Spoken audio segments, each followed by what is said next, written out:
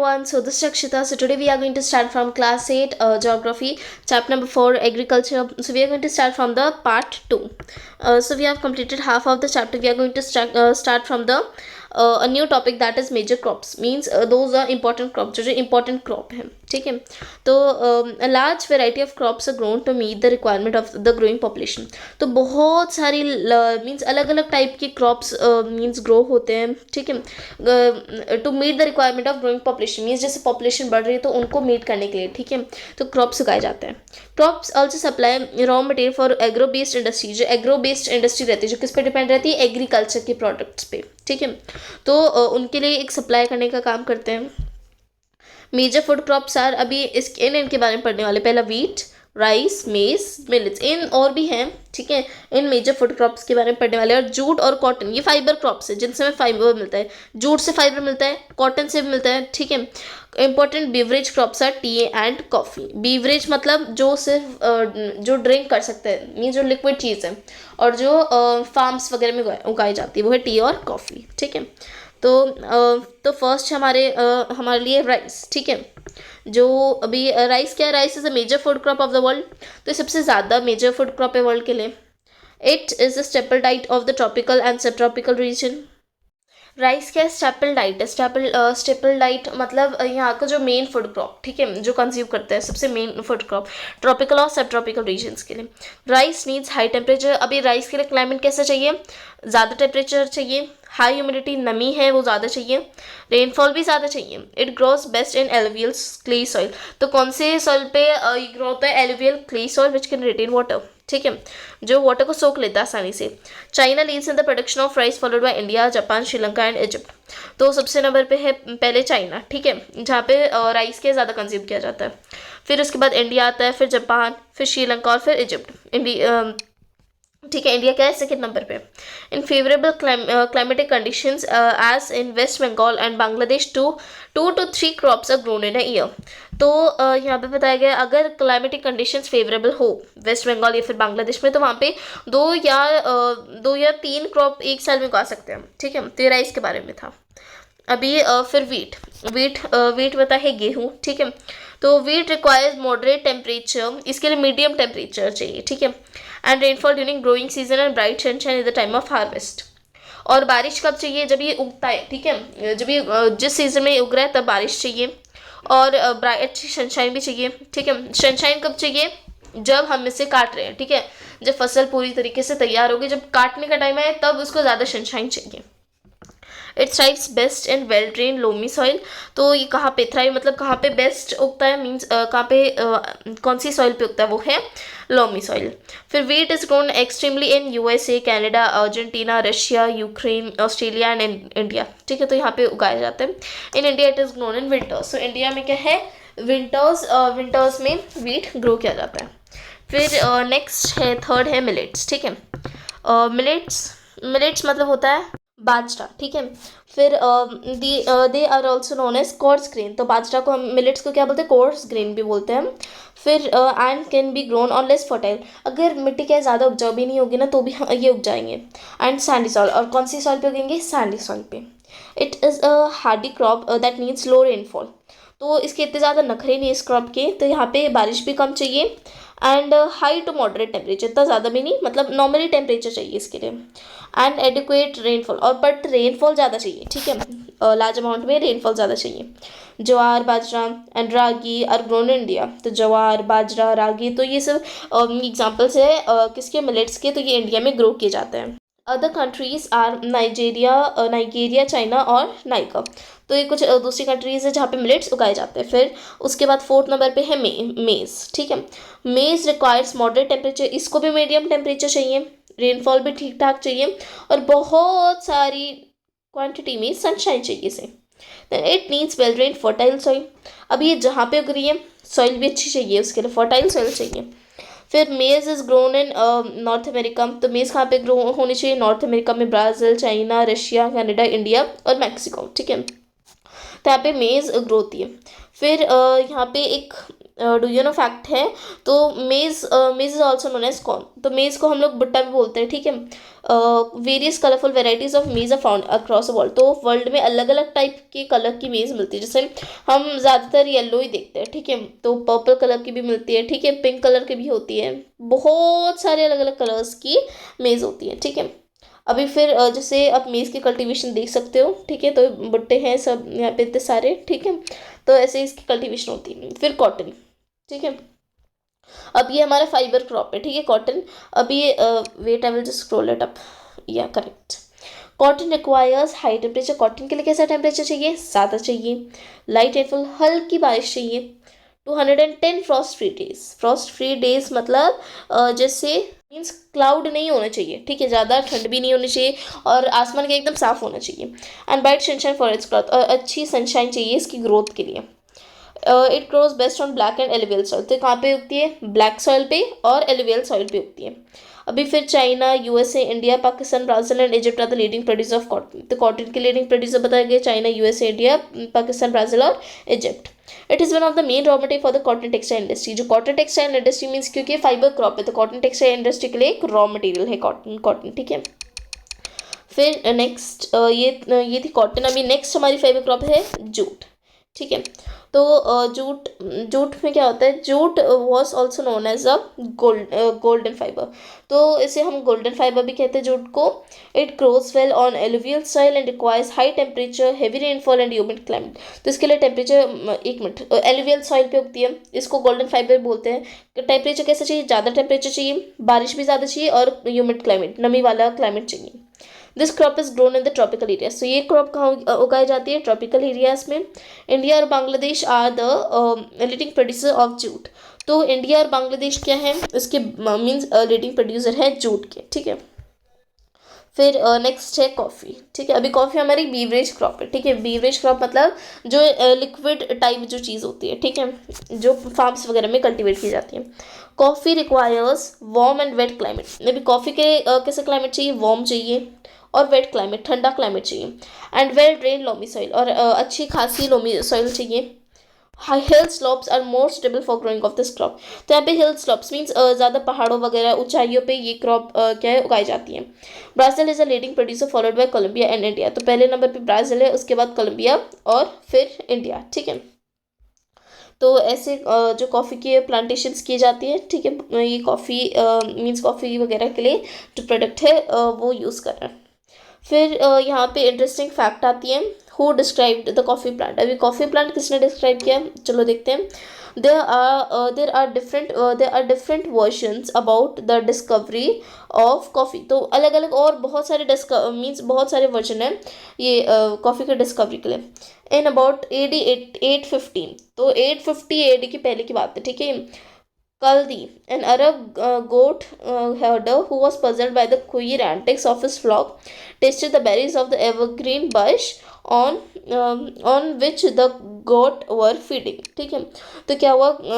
काल्दी क्या एक अरब गोट हर्डर है, ठीक है। वो एक गोट है उसके पास, ठीक है। तो उन्हें वो चराने के लिए लेके गया, ये अरब की बात है, ठीक है। तो कल्दी था उस चरवाहे का नाम। तो वो एक पजल्ड था, क्या हुआ?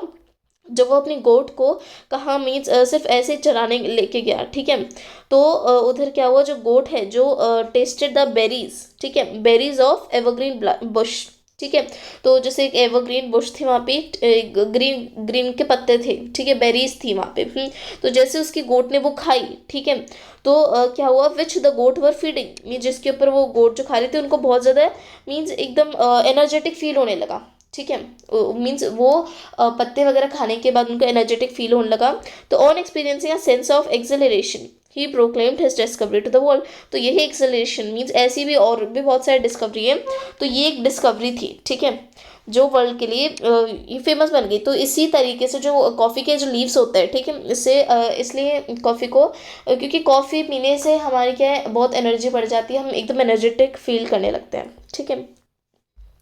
अभी ये तो थे डिस्कवरी ऑफ कॉफ़ी, सॉरी, ठीक है। तो अभी नेक्स्ट है T.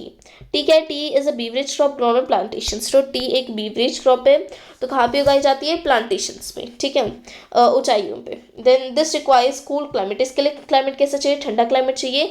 Well distributed high rainfall throughout the year for the growth of its tender leaves. तो अभी जो टी कैसे बनती है? चाय चाय मीन्स जो टेंडर लीव्स मीन्स चाय पत्ती से, ठीक है। अभी इसके लिए जो टेंडर लीव्स, ठीक है, जो टेंडर लीव से बनती है, राइट, तो अभी उसकी ग्रोथ के लिए क्या क्या चाहिए? वेल डिस्ट्रीब्यूटेड, एक तो कूल क्लाइमेट चाहिए, ठंडा क्लाइमेट चाहिए, और चारों तरफ मीन्स जहाँ पे ये उग रही है तो वहाँ पे वेल डिस्ट्रीब्यूटेड क्लाइमेट चाहिए थ्रू आउट द ईयर, पूरे साल में, ठीक है। जैसे आप देख सकते हैं यहाँ पे टी की प्लांटेशन हो रही है बहुत अच्छे से। फिर it needs well drain loamy soil and gentle slopes. तो इसको क्या चाहिए? वेल ड्रेन लॉमी सॉइल, अच्छी लॉमी सॉइल के ऊपर उगती है, और जेंटल स्लॉप्स मीन्स थोड़ा थोड़ा पहाड़ी पहाड़ी एरिया होना चाहिए। Labour in large number is required to pick the leaves. अभी इसमें क्या है? मशीन से तो नहीं निकाल सकते ना, जो पत्ते रहते हैं उनको मशीन से थोड़ा निकालेंगे, तो उसके लिए लेबर भी ज़्यादा चाहिए यहाँ पे लीव्स को निकालने के लिए। Kenya, India, China, Sri Lanka produce the best quality T in the world. तो इसमें इंडिया भी है, ठीक है। केन्या, इंडिया, चाइना और श्रीलंका ये बहुत अच्छी क्वालिटी की जो टी है वो सेल करते हैं मार्केट में, ठीक है। तो ये हमारा इधर ही मेजर क्रॉप्स का टॉपिक फिनिश हुआ है।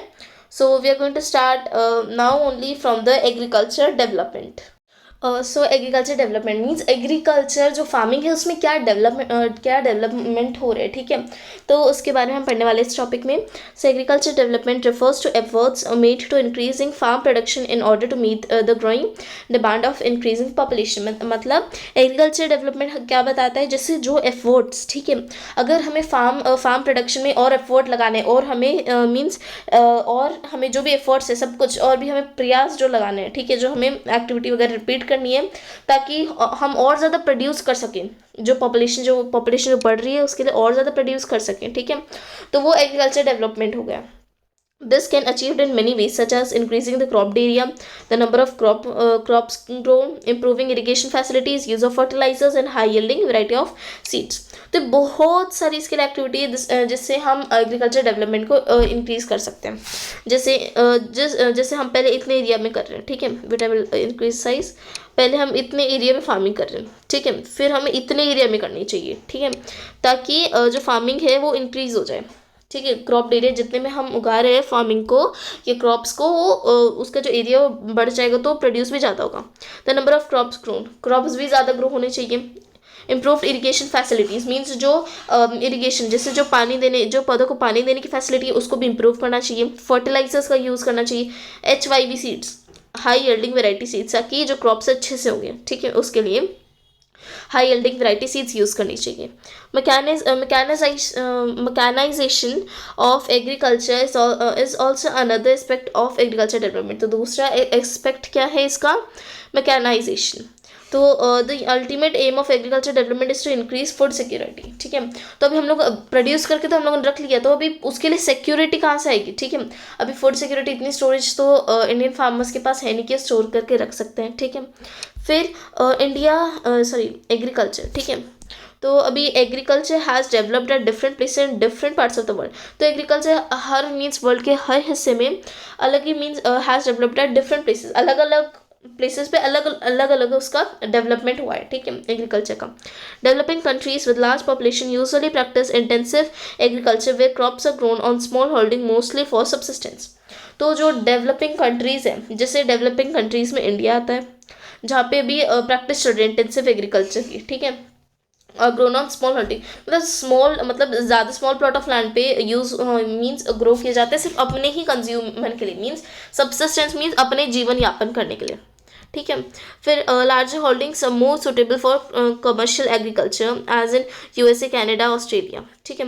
तो जैसे लार्ज होल्डिंग्स जहाँ पे वो मीन्स एक बड़े जो लार्ज प्लॉट ऑफ लैंड है तो वहाँ पे कल्टिवेट किया जाता है कमर्शियल, ठीक है, कमर्शियल एग्रीकल्चर, ताकि वो बेच सके, ठीक है से, तो मीन्स प्रॉफिट कमा सके उससे, जैसे USA, Canada, Australia. With help of 2 case studies of farm, one from India and other from USA, let us understand about agriculture in the developing and a developed country.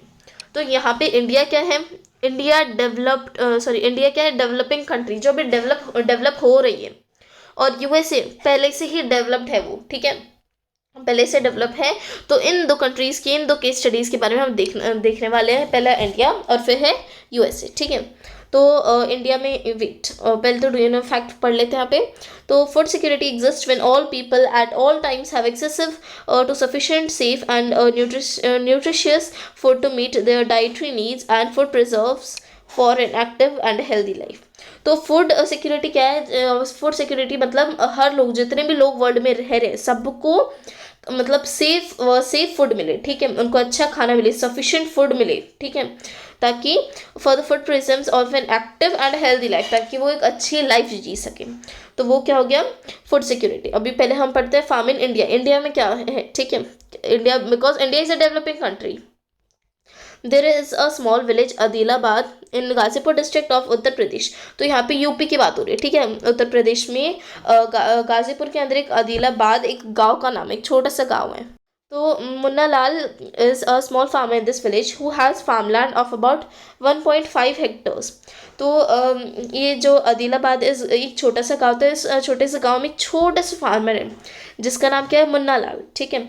तो उसके पास एक farmland है 1.5 hectares का, 1.5 एकड़ की उसके पास ज़मीन है। His house is in the main village, उसका घर का है मेन विलेज में, ठीक है, जो गाँव का जो मेन हिस्सा है वहाँ पे। He purchases high yielding varieties of seeds from the market every alternate year.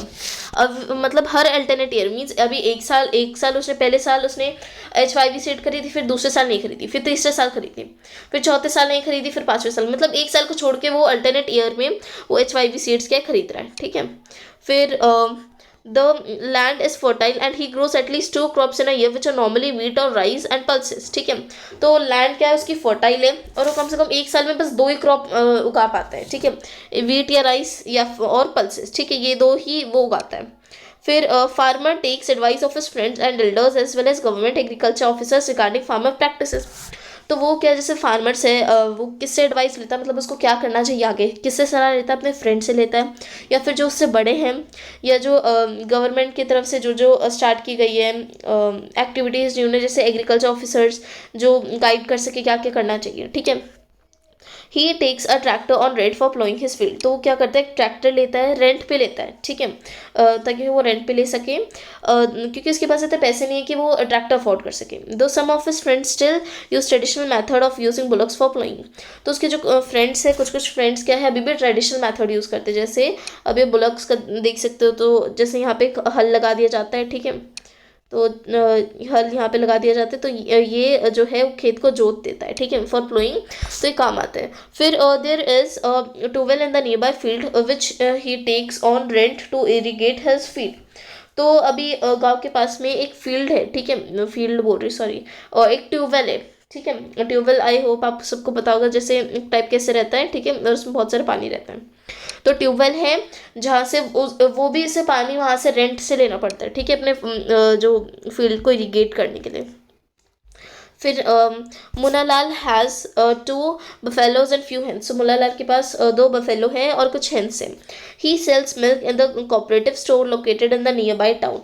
तो मुन्नालाल क्या है, क्या करता है वो, जैसे बफेलोज और हेंस हैं, तो बफेलो का जो मिल्क आता है, ठीक है, वो कोऑपरेटिव स्टोर, जैसे कोऑपरेटिव मतलब जैसे उसके फ्रेंड्स भी जो बफेलोज पालते हैं, तो इन सब का जो भी मिल्क आता है, अकेले अकेले तुम प्रोड्यूस करेंगे तो उनको कम मिलेगा, तो ज़्यादा एक साथ करेंगे तो फिर जो प्रोड्यूस होगा तो एक दूसरे में बांट लेंगे, ठीक है, तो वो भी सेल करते हैं। Then he is a member of cooperative society. Cooperative society भी वही होता है, मतलब सब कुछ मिल के करना, ठीक है, which also advises him on the type of fodder of forest animals, safety measures to protect the healthy of the livestock and artificial insemination. Insemination मतलब एक टाइप की सोइंग होती है, ठीक है, बीज बोना है। फिर यहाँ पे तो क्या बोला है, मतलब जो उसके जो कोऑपरेटिव सोसाइटी, तो उन्होंने क्या एडवाइस किया कि एक टाइप का चारा यूज़ करो एनिमल्स को खिलाने के लिए, और सेफ्टी मेजर्स करो, ठीक है, अपनी मीन्स उनकी हेल्थ के लिए लाइफ स्टॉक वगैरह, या फिर आर्टिफिशियल इंसेमिनेशन मीन्स आर्टिफिशियली जो बीज है वो यूज़ करो, ठीक है। तो उन्होंने ये सलाह दी। All the members of the family help in the various farm activities. Means जो भी उसके घर में जो उसके वाइफ है, जो उसके बच्चे हैं, तो वो सब उसको मीन्स अलग अलग फार्मिंग एक्टिविटीज़ में हेल्प करते हैं। Sometimes he takes credit from a bank और the agriculture cooperative society to buy HYV seeds and implements. तो कभी कभार जब उसके पास पैसे नहीं रहते, ठीक ठीक है। तो वो लोन ले लेता है बैंक वगैरह से या फिर जो एग्रीकल्चर सोसाइटी, कोऑपरेटिव सोसाइटी रहती है इनसे, ताकि वो HYV सीड या जो जो टूल्स रहते हैं वो खरीद सके। Then he sells his produce in the mandi, फिर जो उसको प्रोड्यूस हुआ तो फिर वो सब्जी मंडी में बेच देता है, located in the nearby town, जो उसके टाउन के पास में। Since majority of the farms do not have lack storage facilities, means कुछ अभी भी कुछ फार्मर्स हैं, ठीक है, जिनके पास स्टोरेज फैसिलिटीज़ नहीं है। They are force to sell the produce even when the market is not favourable to them. तो मतलब जैसे उन्होंने क्रॉप्स उगा लिए, अब उनके पास स्टोरेज फैसिलिटीज़ नहीं है, क्योंकि अगर वो सिंपल ऐसे ही रख देंगे तो रैट्स वगैरह आके उनको ख़राब कर देंगे, right.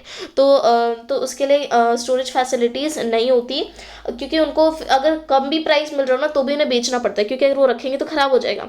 In recent years the government has taken some steps to develop storage facilities. तो कुछ साल पहले जो गवर्नमेंट ने कुछ स्टेप्स लिए थे ताकि वो स्टोरेज फैसिलिटीज़ को इम्प्रूव कर सकें। तो ये हमने देखी इंडिया की जो फार्म इन इंडिया, तो यहाँ पे कितना स्ट्रगल करना पड़ता है फार्मर्स को। अभी फिर नेक्स्ट है केस स्टडीज़ है दोनों, ठीक है। सो अभी है फार्म इन US। अब USA में कैसा फार्म रहता है, ठीक है। So let's read this also. The average size of a farm in USA is much larger than that of an Indian farm. तो जो USA का जो एवरेज साइज रहता है, ठीक है, वो इंडियन फार्म से कई ज़्यादा रहता है, ठीक है। A typical farm size in USA is about 250 hectares. तो USA में कैसा रहता है, 250 एकड़, ठीक है, हेक्टर्स को एकड़ बोलते हैं, तो 250 एकड़ उनकी ज़मीन रहती है, हेक्टर्स रहता है USA में। तो farmer generally reside in the farm, तो जो फार्मर्स रहते हैं वो ज़्यादातर यूजुअली फार्म्स में ही रहते हैं। Some of major crops corn, means जो ज़्यादातर मेजर क्रॉप्स उगाए जाते हैं, ठीक है। जैसे आप देख सकते हैं फार्म इन USA, तो ऐसा फार्म रहता है, तो यहीं पे ये अपने जो घर बना लेते हैं ताकि वो फार्म्स में ही रह सकें, ठीक है। फिर जो क्या अभी कौन कौन से मेजर क्रॉप यहाँ पे उगाए जाते हैं, कॉर्न, भुट्टा, सोयाबीन, वीट, कॉटन और शुगर बीट, तो ये सब उगाए जाते हैं यहाँ पे। John Horin, a farmer in the Midwest USA in lower state owns about 300 hectares of land. तो ये जॉ हॉरिन की बात बताई गई है, तो उसके पास 300 एकड़ ज़मीन है, ठीक है। 300 एकड़ ज़मीन है केले के पास। He grows corn on his field after making sure that soil and water resources meet the needs of this crop. तो वो कॉर्न उगाता है, कॉर्न कैसे उगाता है, अपनी फील्ड पे पहले चेक करेगा कि अच्छी सॉइल है कि नहीं, ठीक है। तो उसके लिए, ताकि वो उस क्रॉप में सब कुछ है कि नहीं, सब कुछ न्यूट्रिएंट वगैरह सब कुछ। Adequate measures are taken to control pest that can damage the crop. तो बहुत सारे मेजर्स सख्त कदम उठाए गए हैं, जैसे अगर क्रॉप क्या है डैमेज ना हो पेस्ट वगैरह से, रैट वगैरह से, ठीक है, इंसेक्ट वगैरह से ख़राब ना हो, तो उसके लिए भी बहुत एडिक्वेट मेजर्स उठाए गए हैं। Then from time to time he sends the soil samples to a soil testing laboratory to check whether the nutrient are sufficient or not.